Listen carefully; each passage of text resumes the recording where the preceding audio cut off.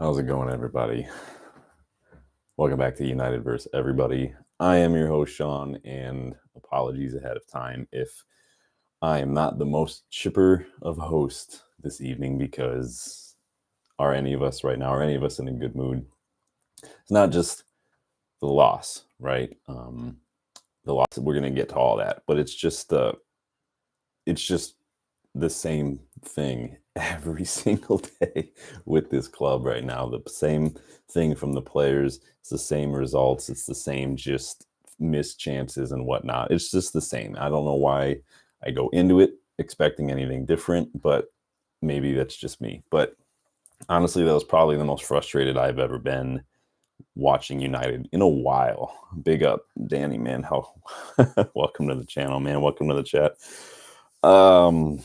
Danny kind of says it perfectly, right? Disgrace, can't put my feelings into words. Yeah, because it's just one of those. It's one of those things, man.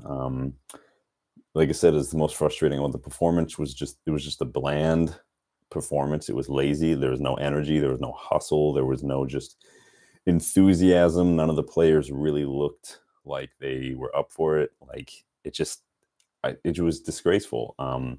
And honestly, the longer it went on, 0-0, it just started to feel more and more like one of those matches where West Ham were going to nick it.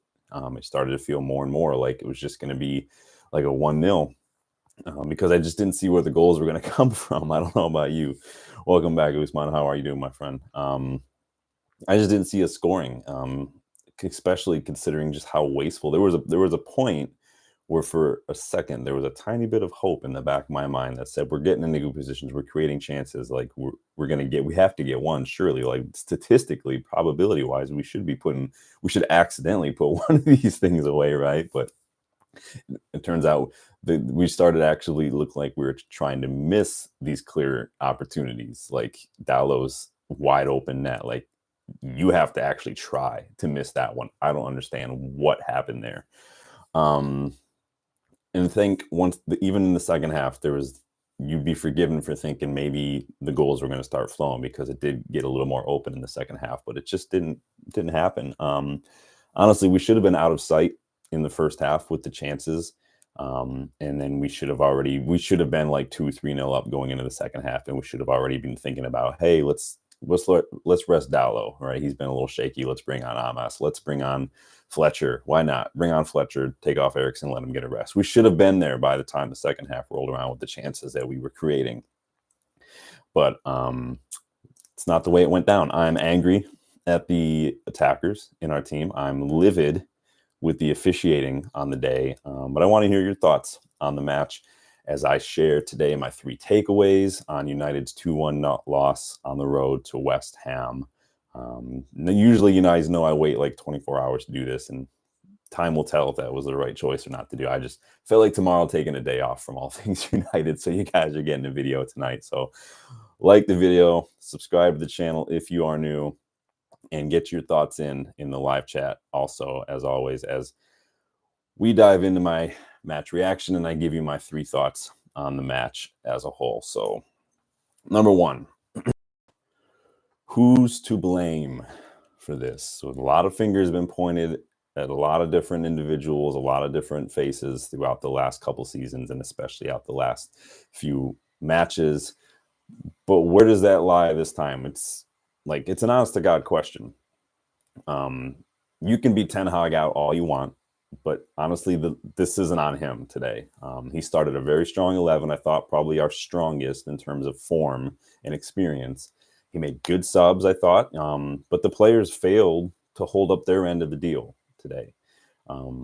Rage all you want about VAR. We're going to get to that in a little bit.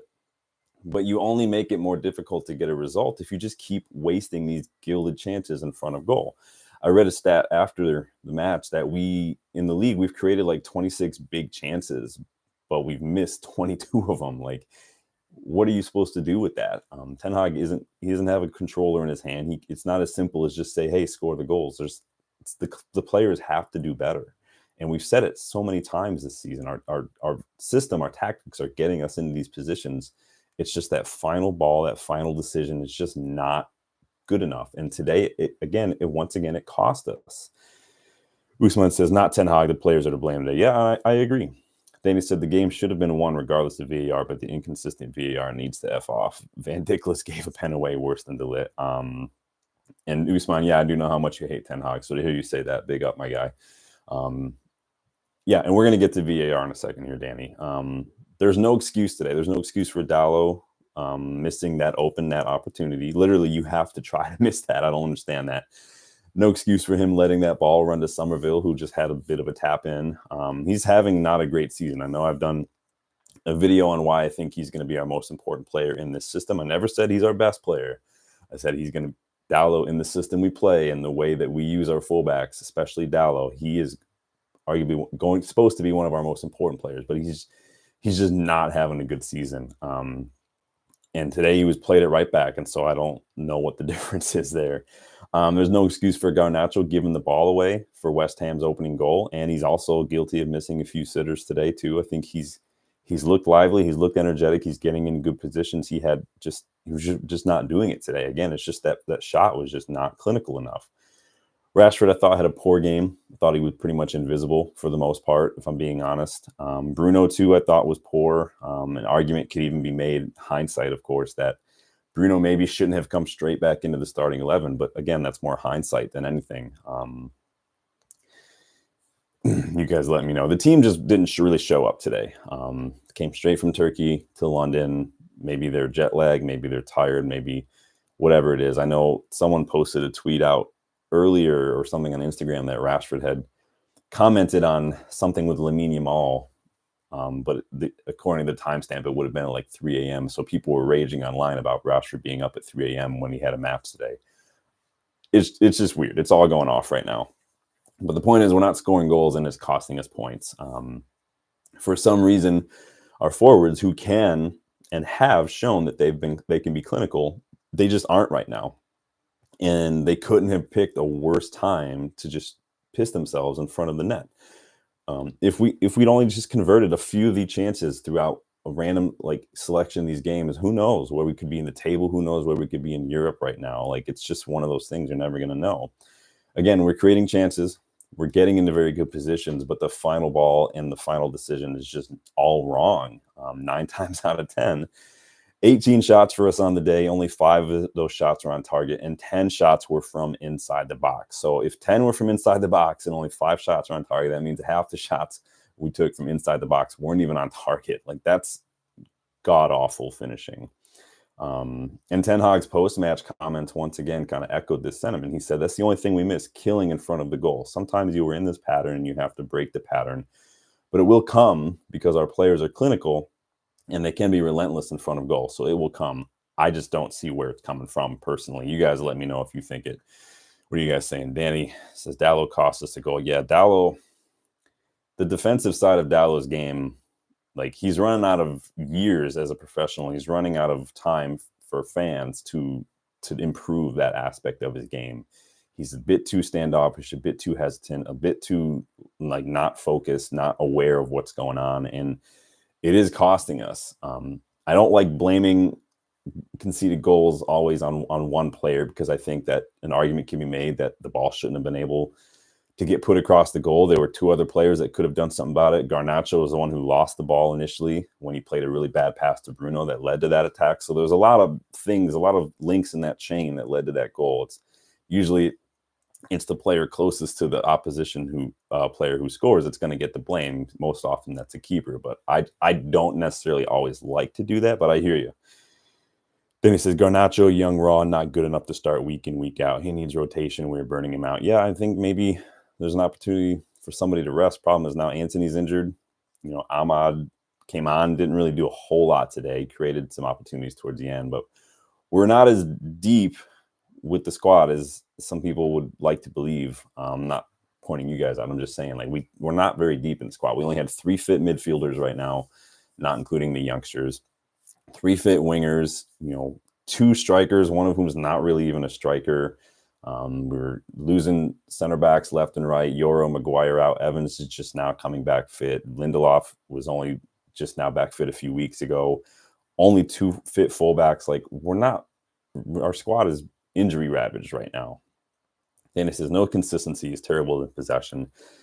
Yeah, Garnacho, he always looks dangerous. He always looks like he's going to do something. And to be fair, to his credit, he did look good today until that final ball. It's just, and you guys know the thing I say about youngsters, the most consistent thing you're going to get from young players is inconsistency. And we're just seeing it. And again, it's more about just how it's all kind of aligning at the same time with people having dips in form, the inconsistency. It's just, we can never just seem to get things lined up at the same time in our favor. So let's go back to the players for a second and see what the issue was. So Højlund had the fewest touches of anyone to play 90 minutes today. Again, when your striker doesn't get the ball, it's always going to make it difficult to get a result. You know, I've said how many times with City last season, since they brought Haaland in, all those times that City have struggled when they fail to get a result, more often than not, it's when Haaland has had the fewest touches. So if we can't get the ball to our strikers, what are we going to do? Garnacho was poor in front of goal. He had 3 shots, all of them were off target, and 2 of them really should have been goals. He hit the woodwork. It is what it is. Put that one wide. He really should have been doing a lot better with that. He had that one opportunity when he came at the back post and put that one wide again. It's just again, it's one of those things where I've said it before. You can have players, like 1 or 2 players, you maybe don't have a good day, but when everyone's just not doing it, it's more often than not you don't get a result. So it is what it is. I think that on Garnacho, his performance overall was a bit wasteful. He lost possession 16 times, as Danny was saying. He wasn't really good on the ball. I think that it's hard because who are we going to rotate? You know, it's just Ahmad's going to come in and you still got to play someone else who's not really getting good form. Like Rashford, who again was anonymous. 0 shots from Rashford, only a few more touches than Højlund, only 65% pass accuracy from Rashford. I mean, and he wasn't getting the ball. A lot of our attack was going down the left, and that means we're putting a lot of pressure on Garnacho to do something in those situations, and it just wasn't working. And so I thought Bruno created some chances, but none of his shots either were on target, and none of his crosses were accurate either. So again, just a bad day at the office for pretty much everybody in front of the pivot, which you just can't. When we've been consistently saying that we're not scoring goals, we're not finishing our chances. Again, it's another day where all 4 of the attacking players are just not doing it, and so it's not a good look. And again, what can Ten Hag do about that? There's only so much a manager can do to influence a match, and Ten Hag honestly did everything he could today. He picked a strong 11, like I said. His system gets us into good positions, but it's up to the players to do their part. When the ball falls to you and your feet, what can you do with it? You're in the position you need to be in. You get the clear. Like, look at Dalot. Look at Garnacho's chances. Look at Bruno's header. Like, problem is, unfortunately for Ten Hag, and unfortunately for any manager, it's the manager who's takes the blame when things don't turn around, when they are in a slump like this.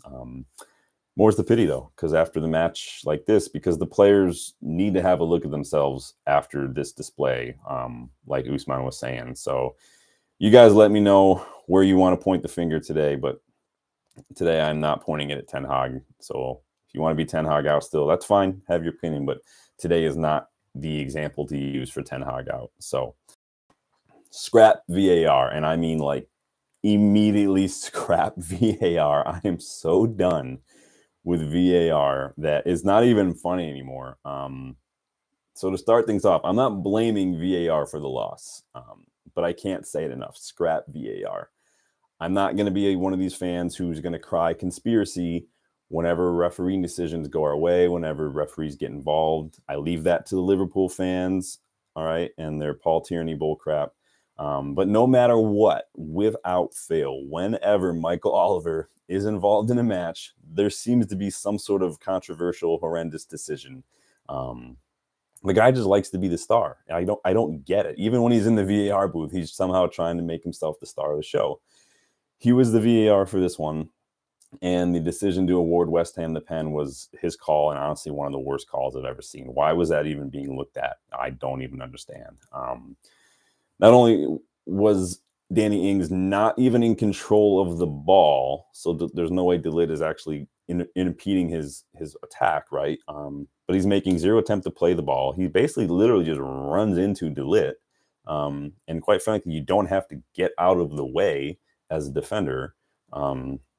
And I'm pretty sure if you look back and look at it slow motion, I think Ings' teammate Kilman actually kicks him in the leg before DeLitt even gets into the scene. So, and all that aside, it took like 5 minutes for them to review the play. So where's the clear and obvious error when it takes that long to review the play? Like, it was an absolute joke. It was an absolute travesty, and it was absolute robbery, in my opinion. How Jared Bowen and West Ham can celebrate the decision and then celebrate scoring the pen like that is laughable. It's Tim Pot, to be quite frank. And honestly, it may be petty and immature on my end, but if I'm Andre Onana in that situation and they award a pen for that, honestly, I'm just going to go stand off to the side, lean against the upright, and just say, hey, go ahead and score. Have an open goal if you want it that bad. Go for it. Out of protest against not only the decision, but against VAR in general. And I would, if I'm Ten Hag, I'm showing up to the presser after the match with a blank check, ready to take the fine, because I'm going off on everybody involved in that decision if I'm Ten Hag too, and say, you guys, fine me whatever you want, write the number on the check, here you go. And fair play to Ten Hag for calling it out in the post-match comments, pretty much saying straight up, literally, that it was the wrong decision. I've not seen anybody agree with the decision. I think even Alan Shearer said it was the wrong decision. And you know it's a shit decision when it goes against United, and even Liverpool fans are criticizing it online. Like, that's how you know it's not a good decision. Danny says they have an agenda against Ten Hag, starting to think that. I mean, again, I'm not going to cry conspiracy. Like I said, I'm not Arsenal fan. I'm not a Liverpool fan. That decision in and of itself is just an awful, awful decision. And again, there's a reason that my pinned tweet on the Twitter profile for this channel is just a hashtag scrap VAR, because it's stuff like this. Like you're saying, Danny, the decisions are inconsistent. We know that they get them wrong. There's no such thing as clear and obvious when it takes you 5 minutes to review an incident and look at it from that many angles. Like, it's ridiculous. And again, I haven't seen anyone, United fan or otherwise, who thinks that was an actual penalty. So you guys let me know your thoughts on it, but I thought that was an absolute shambles of a decision. Moving on, number 3. Is our season done? So where does this leave us? Where does this leave Ten Hag? Where does this leave United? Where does it leave our season? We're now 14th, still on 11 points, only 8 goals in 9 matches. Only Southampton and Crystal Palace have scored fewer goals than us. We're on a -3 goal differential. Only 1 win in our last 8 matches in all competitions. And we play Chelsea next weekend after our League Cup match against Leicester on Wednesday. So I don't see us picking up 3 points to Chelsea, even at home. This is relegation form. There's no ifs, ands, or buts about it. There's no way to explain. This is relegation form, and there's no excuse for it. Do you see us getting a result against Cole Palmer FC? Are you really even all that confident that we'll beat Leicester? Yeah, me neither. Danny says, yeah, it's down 100. I honestly think, like, the league is not that I thought that we were going to win the league, but I think that any semblance of qualifying for a top 4 and that hope is officially done, in my opinion. I think the best we can hope for is like 8th or 9th place. Maybe lucky, solid, like, domestic cup run, maybe like a League Cup or an FA Cup run, maybe to at least the quarterfinals, maybe even the semi, depending on the draws. I think that even qualifying for the next round in the Europa League is a bit of a stretch at this point. It's a huge ask, considering we're only on 3 points. We're sitting in 21st place in that table as well. Only 5 matches left to go. So I think that as far as any leagues that we're in, I don't think that's going to happen. Honestly, I mean, it's maybe a little bit of a joke, but I'm more worried about relegation at this point, because we're sitting way down the table right now. Danny says we're not making it out of Europa. Yeah, it's a little ridiculous. I think that we've talked about it. We speculated. I think, honestly, Ten Hag is going to be sacked soon. I think he'll be gone before Christmas at this point. I just don't see how he survives. Whether, again, it's like a situation like today where what else can he do? Like, he did everything he needs to do. We know from just experience from football that just doesn't matter. It just doesn't. It feels like right now, the way the things are going, it feels just like it has right before every other one of our other managers has been sacked. So it's not even a question for me right now if Ten Hag will get sacked or even if it's right or wrong decision. It's just the real question is now just I'm moving on past that already, and we're talking about who's going to take over. What's the plan? Because Ineos need to have a plan. They can't react. They need to respond. They need to have a plan. They need to be thinking not only interim wise, they need to be thinking long-term wise. They need to be thinking what's going to happen in the summer. If they want to go absolutely crazy and just see if they can take their number one target and poach him from whatever club he's at in the middle of the season, you're welcome to try. Maybe they can go poach the number one target, get that locked up for the summer, right off the season, and hope we can get something from an interim. I don't know. At the moment, looking at the bookies, Ruben Amorim and Ruud are the favorites to take over. But I wouldn't hand the reins to Ruud on a permanent basis because he's just not experienced enough. I don't care if he takes over on an interim basis and we go on a run and he wins the league or whatever. We can't, because if it's not the plan, don't do it. And this is all, but he's not experienced enough either. This is also why I don't want us to hire Kieran McKenna, who is another one in the top of the odds table, because he's not experienced. There were reports that we met with Xavi Hernandez recently, and he is among the likely odds, the favorites, the odds-on favorites, according to the bookies. But even again, he's another young manager who's very, very inexperienced. He's had only a couple of seasons at a top club, and he's a free agent at the moment. On Ruben Amorim, I really like Ruben Amorim. I really like what he's done at Sporting, but he's basically, like I said the other day, Ruben Amorim is basically the same as Ten Hag when we appointed him, when we got him from Ajax. Taking a club that is a bigger club in that league, right, but hasn't won in a while, and then turning around and winning and doing really well in like Europe too. But then that's it. It's the same as Ten Hag basically. And so what would be any different? Perhaps the most important question right now is are United fans going to be patient enough for the sort of rebuild that's needed? What will it take for fans to stick by a manager for 2 or 3 seasons, even if we don't win anything? Just like Liverpool did with Klopp, like Arsenal are doing with Arteta. Is that something that United fans can commit to?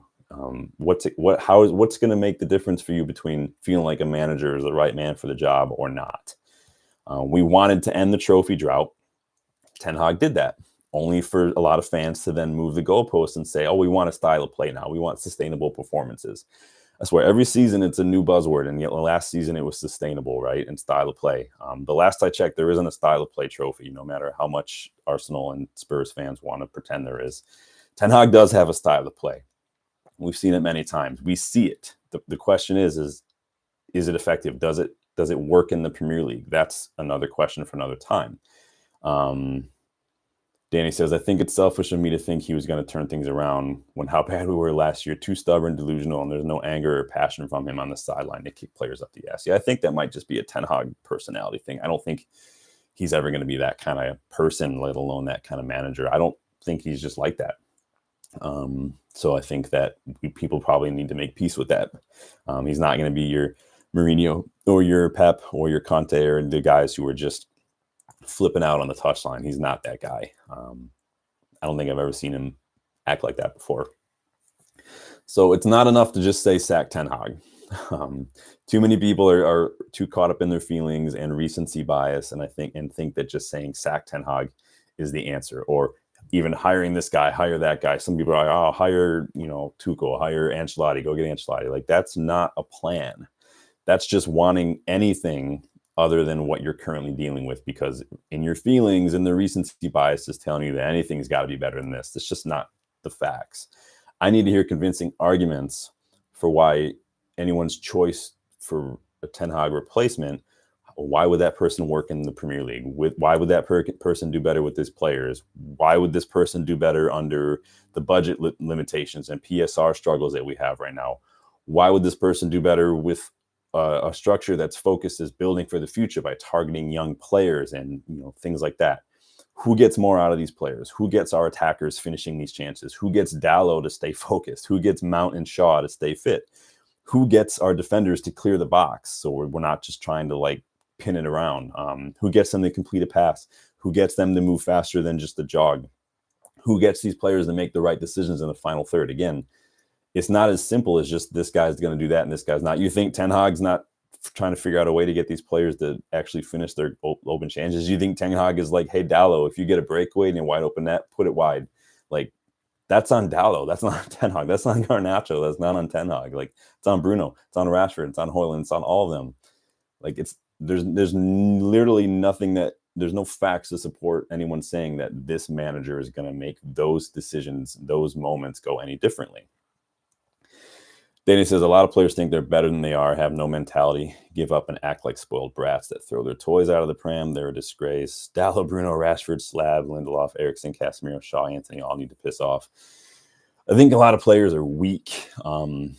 They can't handle looking bad. They can't handle the criticism. They can't handle, worrying about what people think about them. Not like, oh, do I look cool? But just like, oh man, I messed that up. Now they've retreated into themselves, and they're so afraid of thinking that again, of projecting how they feel about themselves onto fans, onto the media. They're so afraid of what they might be that it's like they shrink within themselves and they stop trying because they're so worried about making another mistake and compounding it. They're so worried about looking worse when they need to just shake it off and trust their ability, trust in their teammates, do a couple simple things to build another foundation again in a match and then build on that. They need to get out of their own heads. They need to stop worrying about what people think. They need to stop playing the what if game in their head, and they need to just get to work. It's just ridiculous. Like you said, like Danny says, weak, exactly, no mentality. Yeah, and I did that video. You guys can go back and watch that video on the mentality issues. I put a few easy little simple things, little tips that anybody can really use. And again, nothing, don't take it as professional advice. These are little things that I think the players could do in a moment, in the match, off the pitch as well, that I think could just improve their resilience overall. But again, you guys have suggestions, let me know. Let's talk alternatives. Do you have a realistic alternative to Ten Hag? Because the options are limited until the summer. And even then, the options are limited because if we're too skint to spend a few more million here and there, if we're too skint to keep Sir Alex on the player payroll, if we're too skint to keep a couple of staff members around, if we're too skint to fly staff members to FA Cups and stuff, we're definitely too skint to sack Ten Hag and pay almost 18 million for that, and then maybe have to pay a release clause to get another manager from another job right now. We're looking at close to 40 million to do that right now. So what are the options? Ruud as the interim. People say Ruud is interim. Ruud's on the coaching staff, and he's been a part of these performances and these results already. So he's not removed from the situation. He's part of the problem. And we're overlooking the fact that if, let's say, a manager comes in and these players turn it around and they just look like whole different players, we're just not going to talk about the fact that the players are an absolute disgrace for giving up on one manager and then turning it on for another, because there's tons of evidence to suggest that that's what they do. So if that's the case, this is why I don't think Ollie would be, I joke about Ollie coming back, but this is why Ollie's not going to come back even as interim, because how awkward is that going to be when he's literally said the players stopped playing for him? How awkward is that going to be? You'll know, I guarantee you, probably the best thing that could ever come from Ollie returning is seeing what his starting 11 looks like in his first match. Because any player that was there when he was there, that's there now, who isn't included in Ollie's starting 11, that's the bluffer. Those are the players who gave up and down tools. And it's an absolute disgrace the way that players do that.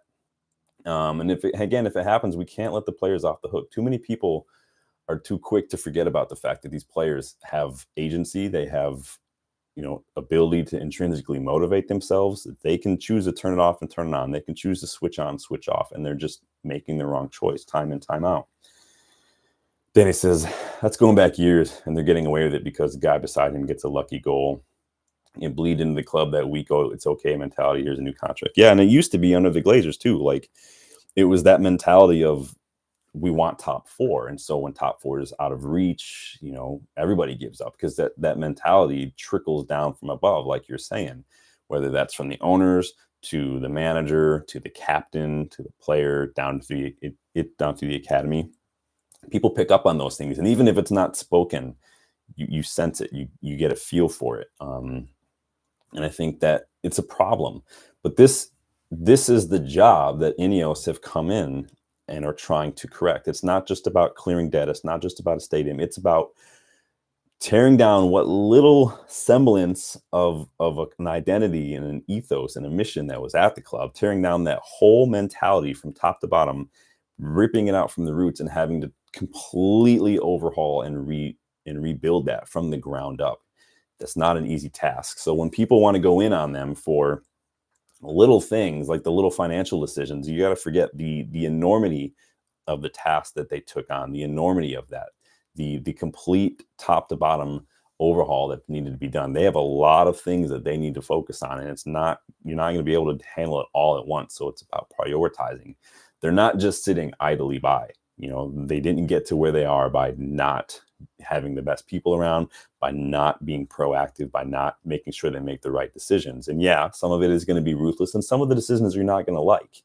Some of the decisions I don't necessarily like, but they've only been here, 4 or 5 months now.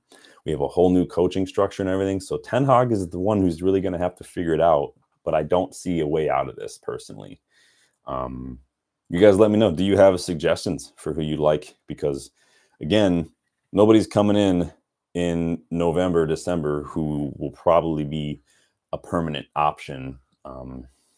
That's just the way it is. I don't know, unless Carlo keeps losing 4-0. But again, like we spoke about yesterday, I think if Carlo comes to United, it'll be like when he went to Everton. He's going to come in and look at the quality of players we have at United versus the quality player he has in Madrid, and he's going to be like, "No, I'm out. I'm going to go hang out on the beach until Brazil call me."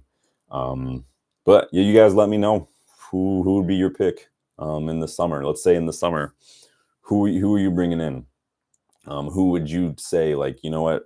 If money's not an option, this is who we're going to get. And I want reasons why, not just this person. Like I just said, like we can dream and say, oh, Carlo, look what he's doing. But would he be able to do that at United? Because it's not as simple as it is at Madrid, where you just have good players, world-class players. You put them in their best positions and you let them do their thing. I'm not saying he's not a good manager because of it. You have to be a good manager to win as many Champions Leagues and as many different clubs as he has. But he has really good players. Danny says he's past it too. He can't do anything. I mean, Carlo, to be fair, Carlo is not as old as I thought he was. I always think Carlo looks old because he smokes like a chimney and he just looks older, but he's only like 65. I thought he was like 72, Carlo. But he's still got about half a dozen years which I don't get why he would go take a Brazil job. Why would you go take an international job where you're not really doing anything except for every couple of years? It just seems strange to me when managers do that, but it is what it is. Roberto Mancini is a free agent now. Maybe we go get Roberto Mancini. Now I'm just talking crazy. But in any case, you guys let me know your thoughts. Let me know if you thought Ten Hag could have done anything differently. Where do we point the finger today? I thought, the players just have only themselves to blame. Pretty much everybody in the front four had a bad day, and when that happens, you're not going to get a result. You're just not. And it's just another day of missed chances. Dallo not having a great season defensively. I didn't think really the defense was that bad. I think, Onana, not really bad. I think maybe he could have done a little better. He dove the right direction for the play. I don't know why he was like jumping in the air instead of just falling to the ground. But now we're just splitting hairs here. So Danny says disciplinarian. We need someone who don't pamper them. I mean, that's what Ten Hag does, though. People call Ten Hag a bully for it. He came in and he didn't bully people. He just held everybody to the same standard, whether you're Ronaldo or whether you were a young Garnacho at the time, a young 17-year-old Garnacho, everybody's same standards. It wasn't about punishing. It was just, these are the expectations and these are the consequences kind of thing. But everyone called Ten Hag a bully for it. I think that people have had it out for Ten Hag since he arrived, and they just look for every opportunity to point the finger and say, see, I told you. I don't think if this were like Madrid, and this is what I spoke about yesterday, and I spoke with my buddy Justin. You guys met Justin. That's what you need, especially at Real Madrid or like a Barcelona or like a Bayern. Really, you need a manager who's got more prestige than any of the players at the club. That's the way you manage those, like the Madrids and whatnot, is you have a manager who walks in the dressing room and he's the biggest personality there, not because he's the loudest or whatever, but because you walk into a room and everyone's just there at attention because that's just who they are. We are not there yet because we don't have a squad. Anybody can walk into this room right now and be. The problem is these players just don't care. Like Danny was saying, like they just care about themselves. I think they care about themselves in the way that they're just, again, there's weak mentality, they're insecure, they're afraid of looking bad, and so they're afraid of trying. And they look for the earliest opportunity not to try. They look for the earliest opportunity to just say, it's someone else can handle this. I don't need to go close that person down. I don't need to play that ball. I don't need to try to run. I don't need to do any of this stuff. Someone else will do it, because I don't want to be the one who makes the mistake. I don't want to be the one that everybody blames. Like, that's just weak mentality. I think the biggest gripe I have with Tenhag, and this is kind of coming back to what Danny said. It's not even a gripe like he needs to change. It's just, I think that he just lacks the personality for that side of management. Obviously, we've seen his English is not great. We've seen that he can be a bit kind of, I don't want to say bland, but just like very literal, very almost boring in that regard. And I think that maybe it's just not, it doesn't lend itself to maybe the English league, maybe the English players. I don't know. Now, again, maybe I'm just splitting hairs, but I think maybe a manager who is a little bit more good in that regard, good communicator and kind of things, and maybe a manager who encourages a little bit more creative expression on the pitch. I think that managers, I don't personally prefer managers like Pep or even like Ten Hag, who are so rigid and so structured that there's very little room for that expression on the pitch. But again, that's just my preference. I think that it's hard when you have young players, because that usually leads to mistakes. But at the same time, I think you do need that in some degree. If we could like combine like what Ollie had with some of what Ten Hag has and stuff, and maybe even with some of what Mourinho has in terms of pragmatism, I think you'd have a really great manager. It's just hard to get all of that in one person. And so that's why, when we did the manager videos last spring, and what, I did that one the other month, what makes a good manager, there's a lot of different qualities and characteristics, and there's not a right or wrong answer. And you're not going to find, maybe there's like 5 criteria that everyone wants, but maybe you'll find a manager who ticks 2, maybe 3 tops of those criteria. We just don't see that anymore.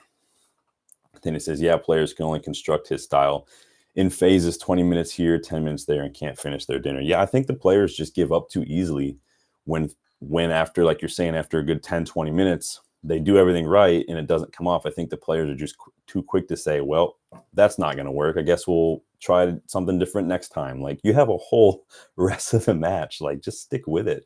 The system is getting you into good positions. I saw some really good spells of play today in terms of passing the ball and whatnot. It's just, again, that final decision, it's just not it. And I think that whether they're, like I said, retreating into themselves because they're insecure, or whether they're just giving up and finding an excuse to blame the system and blame the manager instead of taking responsibility, I don't know.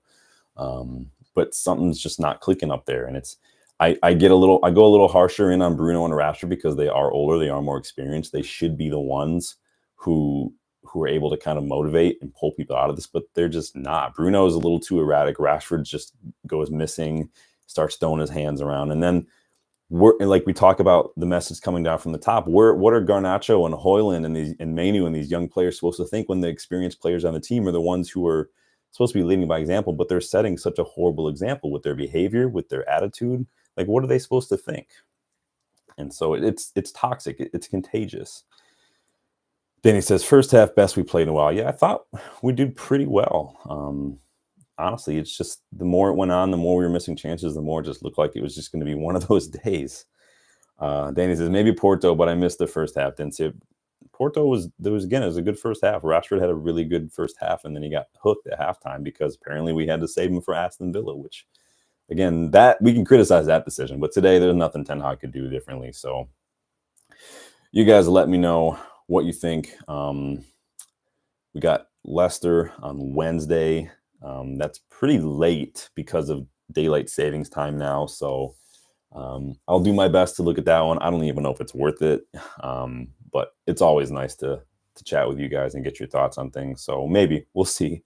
I got a new computer, though. I have to charge, and I have to get things loaded, and I have to get stuff from this computer on to the other computer. So might be out of commish for a couple days as I get that going. This computer works, but some of the keys on the keyboard are starting not to work, and they happen to be the keys that I need for like a lot of passwords and usernames. And so I have to sit there and smash the key a bunch of times for it to do something. It's gotten bad now where they just don't work. I had to copy paste some of that stuff and just paste it into the password thing. And so it's not looking good. It was time to get a new computer anyway. So Danny says, I was thinking first half great, Bruno playing great on the ball. Second half, we just got fucking Hollywood Bruno. Yeah, I think Bruno, again, one of those players who's supposed to be a leader. He's the captain, but it's just he reverts to type too quickly, and his type, his natural type, and it's hard to break a habit. His natural type is to just hoof it. Let's try whatever we need to do. Go for the spectacular win. And this is why I don't think that if Ten Hag had been here before we signed Bruno, that we would have signed Bruno, because he doesn't really seem like a Ten Hag player. But he's a captain. He's on a new contract. He's going to play. Same as Rashford. Rashford's going to play. So what are you going to do? I was surprised to see Ahmad get as many minutes as he did, if I'm being honest. I thought that writing was on the wall. So maybe he signed a new contract. Maybe that's, I don't know.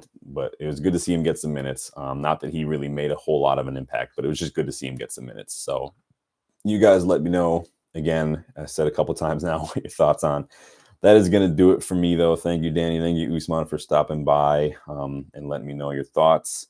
If you're not able to catch the live, leave a comment. I will respond to all the comments. Like the video if you haven't yet. Subscribe to the channel.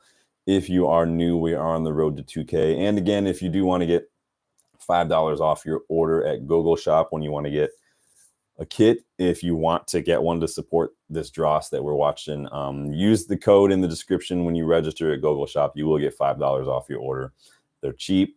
You don't send any money to the club if you're up for that sort of thing, and they are excellent. So you guys can see it's pretty nice. Got the patch, got everything. So thank you guys for stopping by. Enjoy the rest of your weekend. Try not to let the result ruin your day. Just take a deep breath. Do some relaxation techniques, maybe some box breathing. Look it up. Breathe from your diaphragm and move on. So I will see you guys. Danny says that jersey Onana had on today was nice. Was it the black one? I know the black one's really, really nice. I didn't see what one Onana. I wasn't even paying attention that much. So yeah, the black one, the black keeper jerseys are nice. So all right, guys, for real this time, I'm out. Thank you. Enjoy your day. Enjoy your weekend. And I will see you guys on the next one. Always a green. Good deal. All right, bud. Take it easy.